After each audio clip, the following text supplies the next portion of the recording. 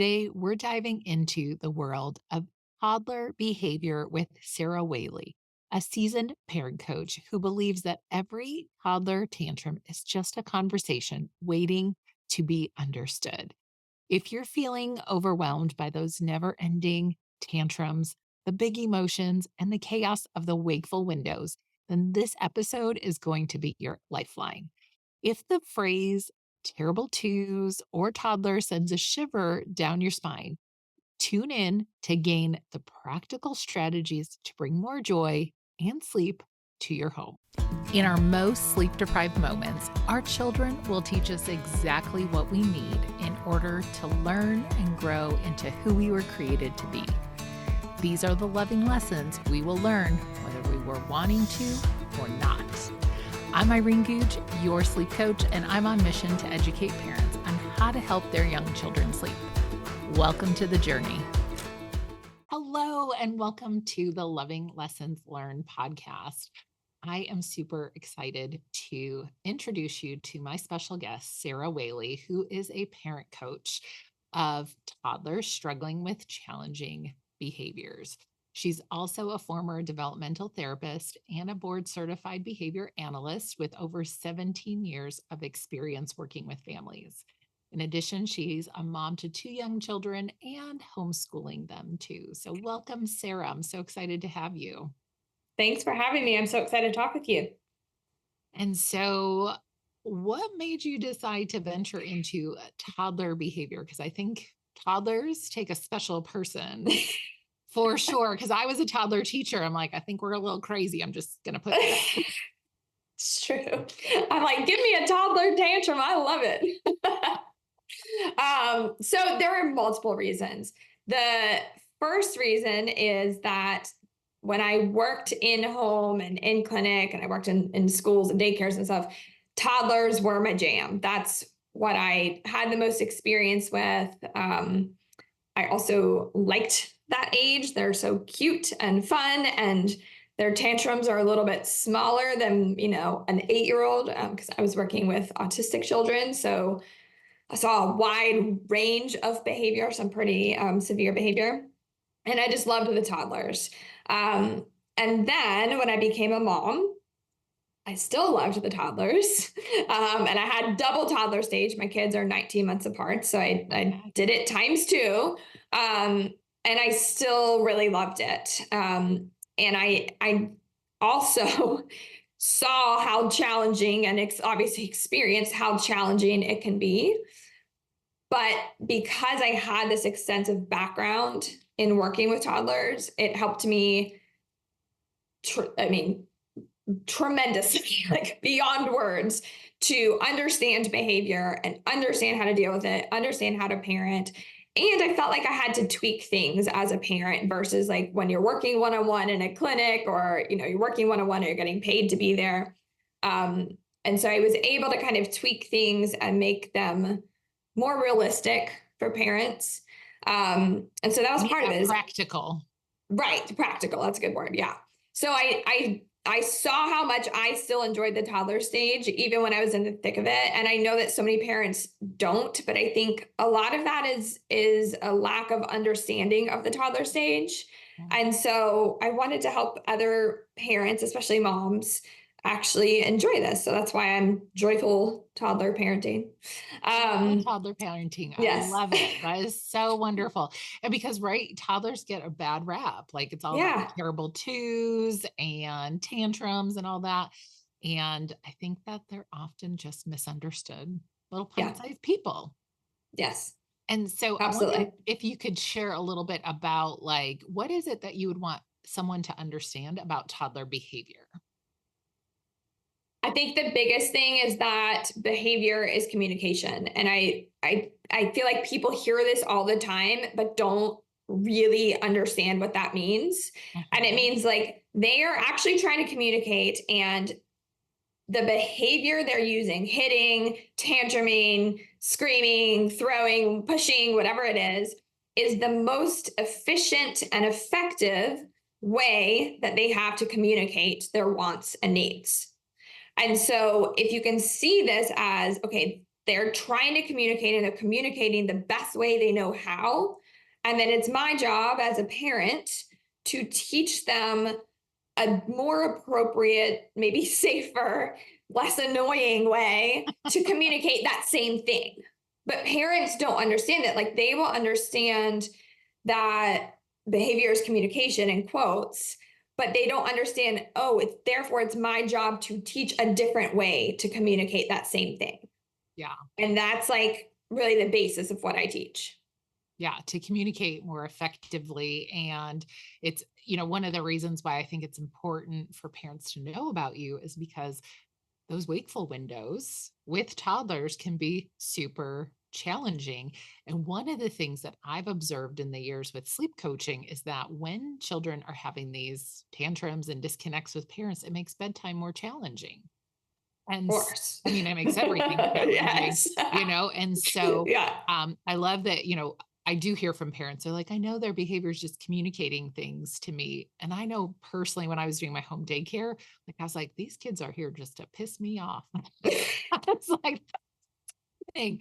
But I was like, you know what? Like, no, like it was really me having to shift my mindset Hmm. around that. And so I wonder, like, what do you do to help parents understand that when they're in the heat of these moments with a toddler and they're having these moments where you're like, oh, Yeah. I think one is like really explaining that and giving them like a full, like I have a whole resource library that talks about this in part, but really understanding what that means and like how that is, how we're communicating that. But also teaching parents how to teach. Because when it comes to behavior, like when it comes to school stuff, we all know we need to teach things. But when it comes to behavior, parents don't understand, even a lot of teachers, actually. I've worked with a lot of teachers. They don't understand that they have to teach behavior in the exact same way that we teach academic skills. And so when parents understand that, it can help to take some of the emotion out and help them to take out like that their toddlers like personally attacking them or trying to piss them off. um so that's one. that's how it I mean feels, that's right? yeah I mean, and I always tell parents, I'm like, toddlers are annoying, like they just are sometimes, not always, but like they can be really annoying. Yes, they can. um but it's not designed to like infuriate us. Sometimes it Mhm. is. Well, Yeah. I was just going to share. I think that one of the things that I observed or remember from my days was thinking about when I didn't take care of myself. I was Then gonna say that too. the Yeah. behaviors just get more intensified.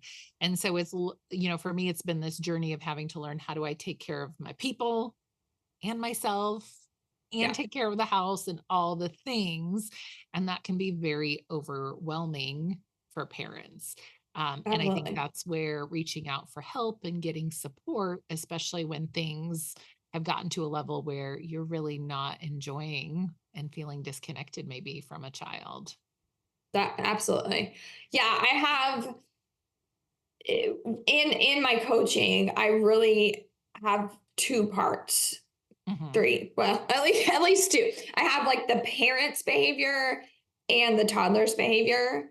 Mm. And parent behavior also. And I think sometimes there's this understanding that child behavior, toddler behavior is communication, but there's not that same understanding for parents. Like, well, your behavior is also communication. So, like, if you are snapping at your kid constantly, why? Okay, maybe you have unmet needs. You haven't slept. You haven't eaten. I mean, I have a family right now. The mom's like, "Oh yeah, I like don't ever eat," and I have like some condition where like she needs to eat, and I'm like, "Well, yeah, of course you're losing your shit." Sorry, Yeah. so I don't know if I can swear. It's all good. Sometimes we have Okay. those moments, right? Like, of course you're losing it. Like you haven't eaten and you're completely dysregulated. So looking at parent behavior and toddler behavior in the same way and helping everybody communicate their needs and wants and then actually meeting those is really, really important. But doing Yeah. it together in the combination. Yeah. So what do you do to help yourself in your situations with your children when you encounter those difficult moments? Yeah. I have to walk away sometimes. So catching myself, and just saying like, I need a minute, walking away is my big, like, if I'm like real on edge, that's what I do. I do a lot proactively. So I do a Mhm. lot of meeting my needs. I eat breakfast, I eat lunch, I eat dinner. I'm not eating my kids' chicken nuggets off their plate. I'm eating like a full meal for Mhm. myself with Yeah. them.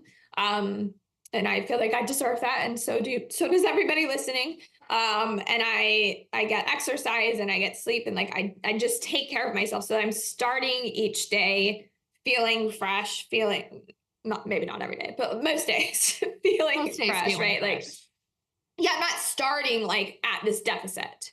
Mhm. And so that makes the biggest difference. But then throughout the day, taking a deep breath when my kids are pissing me off because they do piss me off, or walking away, or having a reset. Like my kids are a little bit older now, so with little toddlers, this doesn't work. But sometimes I'm like, we all have to go to our rooms for a few minutes and just like have a reset. We gotta redo this because this is not working today.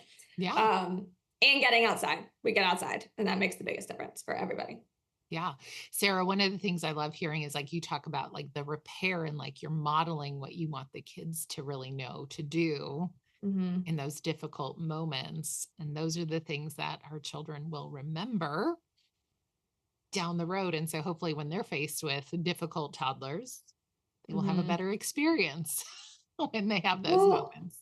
yeah, and I think that when if we go back to earlier in our conversation of helping parents understand, it's like how hard is it for us as adults to regulate our emotions? And we're, 20, 30, 40 years old, but a lot of times our expectations for 2, 3, 4, 5 year olds are way higher than they are for ourselves.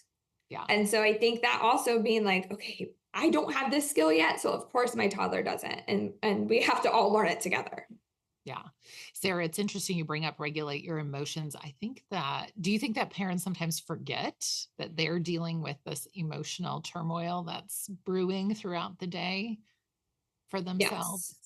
Yes. I think there is a lot of separation of parent behavior and kid behavior, and it's kind of like if my kid's behavior was fixed, then my behavior would be fixed. But Mhm.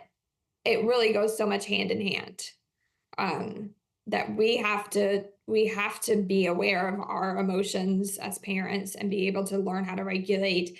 And when you have a toddler with really challenging behavior, which is what my clients have, you can emotionally regulate all day, but if your kid is like smacking you in the face and attacking their little sibling and running away, like, you being emotionally regulated is not going to solve that problem. So we also have to work on behavior. But it Right. again, it goes hand in hand. Yeah. I think a lot of times as parents, I think we want to go to like, if I just solve this one part, everything will be different. And it's like, I feel like everything touches everything and it's very complex. Yeah. And learning what I love what you're talking about, like with the child communication and the parent communication all working together. I'm wondering what type of like if a parent is dealing with toddler behaviors, how would they know that they should potentially reach out to you? Like what behaviors would you be noticing or observing in the house that parents would be like, I need Sarah's help so I can have a Yeah. joyful journey here? Yeah. So I have two main types of clients. I would say the majority of my clients have a toddler with pretty intense behavior. A lot of them have a suspected or confirmed diagnosis of autism, ADHD, or sensory issues. A lot of them also have speech delays. So the specific behaviors that I get a lot are really intense tantrums or meltdowns. So, I mean, an hour long, 30 minutes to an hour long, running off to where it's causing big safety issues. Mm. Um, Really rough routines. So, I mean, like bedtime's taking a couple of hours or getting out the door. Like, I have a new parent. She's like, just literally getting out the door, putting shoes on to getting in the car is taking 30 to 45 minutes. So, I mean, it's impacting every part of Everything. our life, right? Mm, Um, uh, I would say those are kind of any sort of like aggression, like, beyond just like occasionally throwing or hitting, but like real aggression. So that's kind of like one part is really intense toddler behavior. And then sometimes, in addition to or instead, we have more typical toddler behavior, but we have a parent, usually a mom, who is incredibly burnt out, tons of mom guilt, not taking care of themselves, not enjoying the toddler stage. And they usually are pretty aware. They're like, this is a me thing, but I want to enjoy my kid because I recognize that my kid is awesome, but I'm not enjoying them right now, and I'm not enjoying motherhood. And then we still work on some toddler behavior, but we're more working on parent behavior. So those are kind of my two main types of clients. that's great to know. And then if they work with you, what does that look like for them to Yeah. pursue that journey? So I have two different levels of support, and I help parents kind of figure out what's the best level, and they can go up and down a level depending, throughout the program. So the program is 4 months, which allows them to make a lot of progress, and then something will happen during that 4 months, like a vacation, a sickness, a transition out of school or back to school, or a holiday. Something will happen to derail their progress. And so they can practice kind of getting back on track with support, which I mean, they're going to get off track in life. But this way they can practice getting back on track and then have more time to really like solidify the skills. Um, and then we do weekly calls, weekly group calls, and they're very small. Usually it's 3, 4 families max. So everybody gets one-on-one coaching on those calls. And then for my level one, my lower level, they also get 2 private check-ins, where they can fill out a form and check in with me twice a month. For each month. So I guess 8 total check-ins.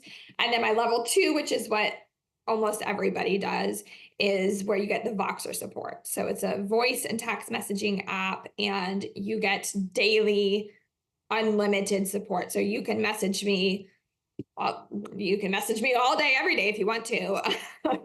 And so we can go back and forth and really resolve issues really quickly, because you're not like trying something and then waiting a week for me to respond, or, for the Mm, next call. So that's what most people choose, just because it's so hands on. You're getting so much support. yeah, I love that. Like, I just think of like myself, like when you're in the thick of it, just to have someone come alongside you and say, Yeah. hey, like you're doing it, and kind of having some coaching opportunities, right? Like, we're wanting Yeah. to teach our kiddos, but are we as parents getting the support we need to help Yeah. us through in the thick of these moments? Yeah. Definitely. Sarah, what skill would you say, or skills, do you feel like parents might be working on for themselves In my program or in general? in general? I mean, it could be either or, like, is there a specific skill that you think, like, as a parent, like, I need to hone and work on? I would say emotional regulation. Okay. I think that is the biggest one, is learning how to be able to stay calm yourself, or not even stay calm, but like how to regulate your emotions, or be mad in an appropriate way. Yeah. That's hard. It's very hard. Yeah, I think it's interesting because I love your Instagram. Anyone who's watching this, I'm going to include Sarah's Instagram in the show notes, but like you just give a lot of good information about like having those big emotions and knowing how to Yeah. deal with it in a real practical way. And I think for myself personally, I know I struggled with being able to even identify what emotion I was having. Like, I just learned to stuff my Yeah. emotions. So when it came to Right. my kiddos, like it was like realizing like, oh, I can't stuff it because it's just building, building, building. And then it was just going to be this big explosion. And Yeah. so not always the most effective parenting tool. And then for me personally, like as a gentle sleep coach, I was like, well, that doesn't seem so gentle. But recognizing like what does gentle really mean? And I'm Hmm. wondering if you could maybe share a little bit about that, because you talk a lot about that in your reels. And I think it's so super helpful for parents to understand gentle parenting. Yeah. So to me, gentle parenting is authoritative parenting, not authoritarian, Yeah. authoritative. But where it's very high warmth, it's respectful, and there are very clear boundaries, and we're very firm with those boundaries in a kind and loving way. So it doesn't mean you're like mean. It's the opposite of being mean, but it's like you're setting these clear things, and then within that, you can be very kind and loving, and you can be there for your kids' emotions. um, I could go on a whole tangent on the Yeah. way that gentle parenting has devolved into permissive parenting. It's not supposed to be permissive, though. It's supposed to be authoritative. Yeah, that is always true for sure. And, I think a Yeah. lot of times people equate like, oh, if we're gentle, that they're not going to cry. And it's learning to be with the big emotions our children are dealing with. And that to me, I'm always like the learning to just be with and be still. I'm like, that is somehow or other a skill that we develop as Mhm. parents to be in those hard moments with our Well, little I ones. mean, yeah, I think, and I see this all the time. I have to tell clients all the time, I'm like, your job is not to keep your toddler happy all the time. That's Uh, just not your job. And I think, I mean, people are just humans in general are very uncomfortable with emotion. We don't want to see our kids upset. I think a lot of people's goal is to stay calm when really the goal should be to be able to communicate any feeling in an appropriate way, because mhm. anger is normal, and being upset and being frustrated, like I absolutely get angry and frustrated with Yeah. my kids, and for the most part I can communicate that in an appropriate way, but it doesn't mean I'm never angry. I'm not Right. always calm. Yeah. Well, but it's like being kind and firm, Right, right. through that whole process. And so, yeah, I think that there's a disconnect sometimes for parents as they're trying to figure out, well, how do I do this? And what do I say? And, like from a sleep coaching perspective, one of the things I see is like parents will say, like, oh, but they're so sad, and like to your point of like, sometimes I am sad if I have to stop playing and doing what I want to do. Like, again, to your point of like, we're not trying to keep our kids happy all the time. Like, we would love them too, but that is also not a realistic expectation. And I think it goes back to your point that you said earlier is like the expectations we put on our children and what we Yeah. expect for ourselves that can be really exhausting. I think that creates a lot of the fatigue that we Yes. carry as like with mom guilt or mom shame and things like that. Yeah, the parents I see trying to avoid emotion, either their own or their kids, they are the parents that are most reactive because they bottle it up and then they explode because we all get mad. And then with their kids, they try to keep them happy, so they end up walking on eggshells, and then they explode, and then their kid has big meltdowns. And it's, I mean, it's very related. Yeah. Sarah, what do you say to the parent that's listening right now and maybe feels like the behavior in their home is too far gone? Like they'll never get out of this. I think having, and I say this with personal experience, having somebody else come along and be like, here's where we start. I've got this, and taking over a little bit of the responsibility so that you're not trying to figure it all out and play the role of a professional and a parent can make a huge difference. Um, it's just, it can just be a lot. And it is so rare that I have a family that I can't help, because I have so much experience. But when you are in it as the parent, it is so hard to know where to start and what strategies to use, and then to work on your own emotions, because of course you have all of these emotions about your kid and feeling like a failure and worrying about when they're 30. Like, it's hard. So I Yeah. think kind of giving a little bit of that over to a professional, whether that's me or whatever your issue is, can really make an enormous difference.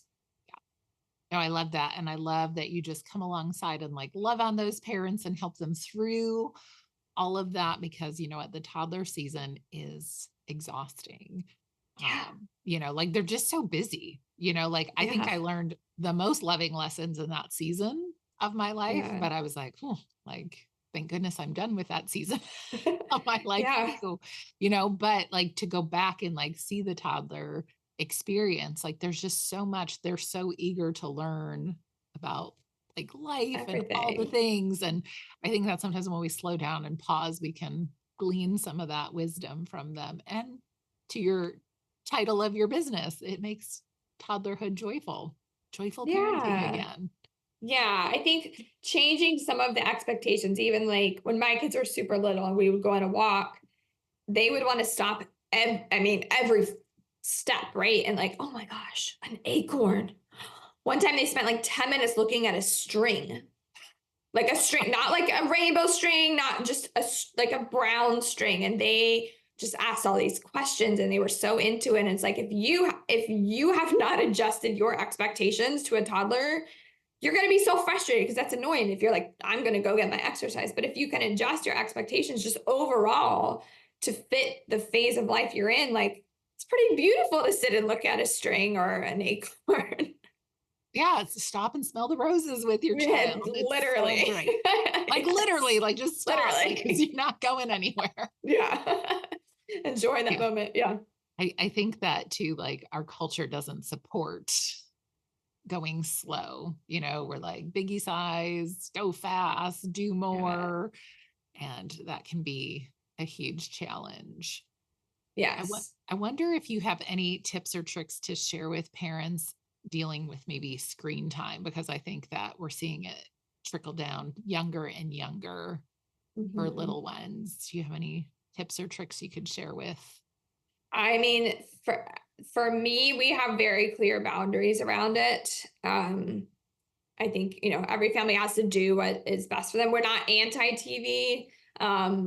My kids do watch TV, but it's very much I am in control. And I tell them when it goes on and off and we limit it. And um, that works best for our family. We don't do like devices, tablets, or anything other than road trips, which is my best parenting hack ever, is never do devices and then save them for road trips and traveling. And then it's the most magical thing ever, and traveling is great. But That's a great I tip mean, for traveling. right?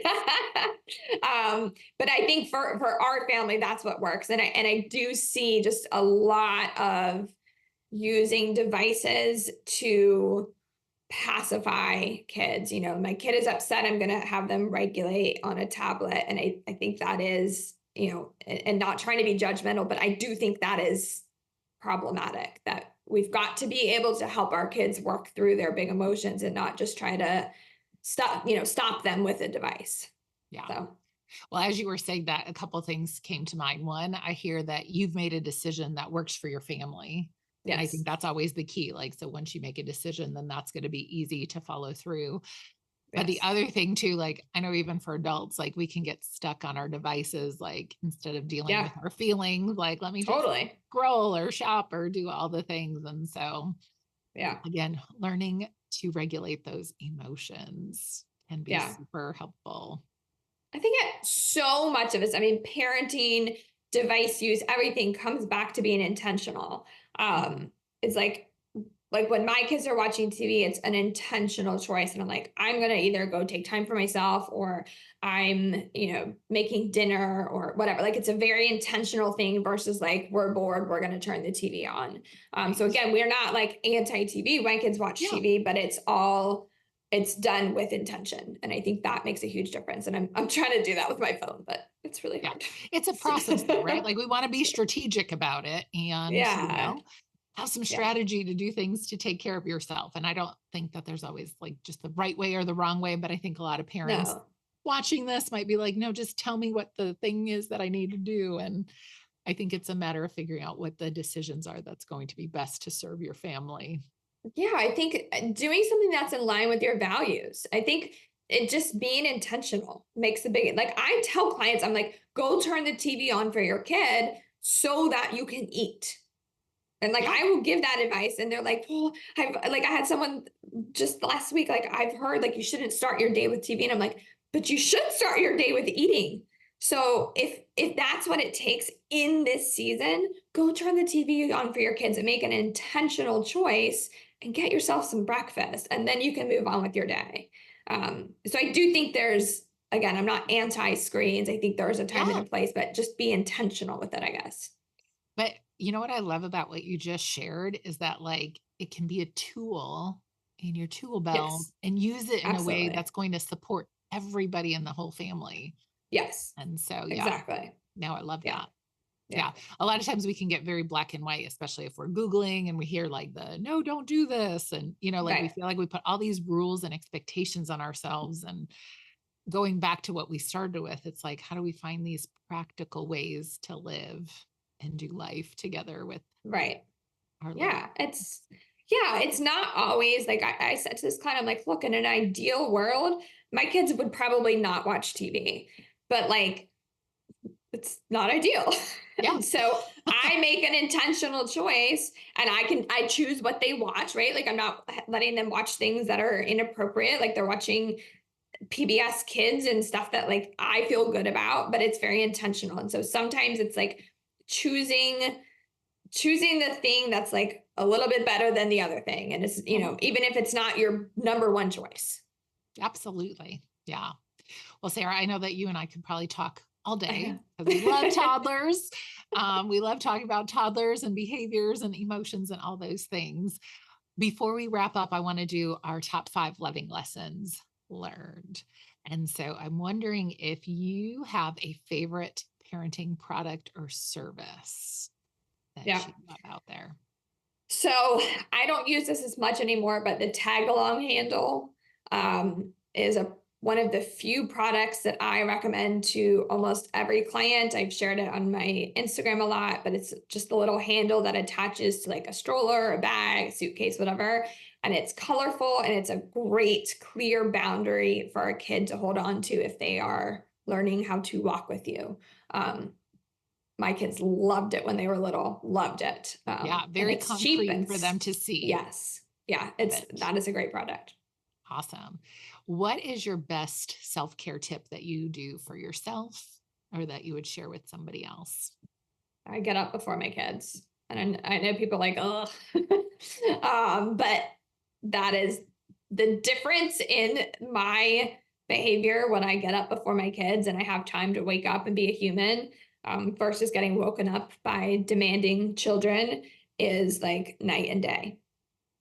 I would 100% agree. Mhm. What is something you never thought you would do or say? Put your penis away. Like, What I don't know why I have to say this so often. And if so you have a often? boy, like, Yes, you anybody who do. has a boy is going to be like, yep.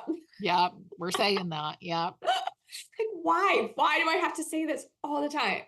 Yes, they do. I love it. And what's the one big takeaway you want parents to really know from our conversation today? I think the biggest thing is that you are a good parent and understanding that your behavior is also communication. Like, again, there's so much talk about toddlers' behavior and children's behavior being communication, but really understanding that your behavior is as well. And so, when I'm working with parents, my whole like philosophy is built on being kind and compassionate to ourselves and changing behavior that way versus Mm. shaming and guilting and making ourselves feel like shit. Crap. Yeah, all of it, right? All of it. Yeah. And as a small business owner, what is something that you've learned in your entrepreneurial journey? Um, we were talking about it before we started recording, but I think trusting my gut, of like trusting that I know who I want to work with and that those clients will come. We were talking about, I was saying I put up the pricing for my services on my website, and that's like against all the, top business coaches' advice. But that's what my gut says to do, and it aligns with my values. So really going with my gut, I think is a huge hard thing, but a good thing to do. Yeah, no, I love that. And Sarah, I think that lends itself so much to even like what parents can take away, like Mhm. when we decide, like, hey, this is what I value in my home, just makes everything so much better and easier. Definitely. Definitely. Yeah. There's so much noise in the world. And so like being able to come back to like, what do I believe? What aligns with my values? Like, what do I want my life to look like? Not what does social media tell me to do? Yeah. Well, and I think more than anything, right, for parents to just show up and be themselves. Be Yeah. you. Be like who your child needs you to be. Mhm. Like, be that person. Yeah. So, Yeah, definitely. well, Sarah, thank you again so much for being here. And I can't wait for us to connect again and talk more about toddlers. Thanks for having me. It was so fun talking. I could talk all day. Yes. All right. Take care. Thank you. Bye. Thanks for tuning into today's show.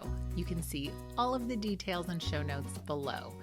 And as you go out into your day, I hope that you'll make it your mission to be calm, confident, and rested as you lead today. Sweet dreams.